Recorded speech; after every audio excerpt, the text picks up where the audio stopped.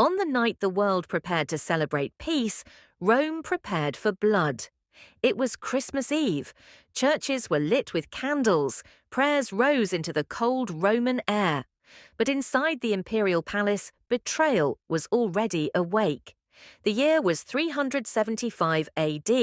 Christianity was no longer hunted. It now stood beside the throne. Rome had changed. The old gods were fading. The cross had entered politics.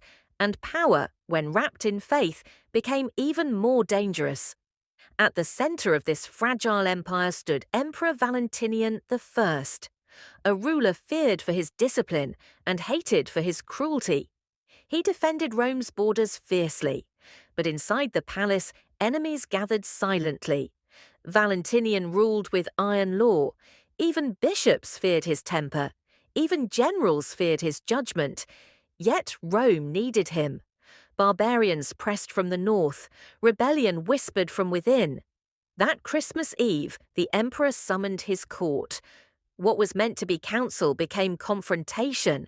Accusations filled the chamber, lies mixed with truth, politics disguised as loyalty. Valentinian erupted in rage. His voice thundered through marble halls. And then, his body failed him. The emperor collapsed, blood rushed, breath vanished. By dawn on Christmas Day, Valentinian I was dead. Some called it fate. Others whispered a darker word, assassination. No blade was found, no poison proven. But Rome knew power rarely falls by accident. His death created a vacuum, and Rome feared emptiness more than enemies. Two sons stood waiting. Only one could rule. The church moved quickly. So did the generals. Faith became a political weapon. Blessings replaced ballots. Bishops anointed emperors, and emperors protected bishops. Rome was no longer ruled by gods, but by interpretations of God. The assassination, whether physical or political, changed everything. From that moment, Christmas would never again be just a holy day.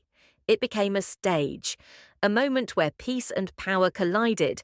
Christianity gained influence but lost innocence. The empire survived, but at a cost. Faith now answered to politics, and politics learned how to wear faith. Christmas bells rang louder across Rome, but so did ambition. The empire would fracture again and again and again. Each time, religion stood closer to the throne. What began as a message of peace became entangled with power. And on that silent Christmas Eve, Rome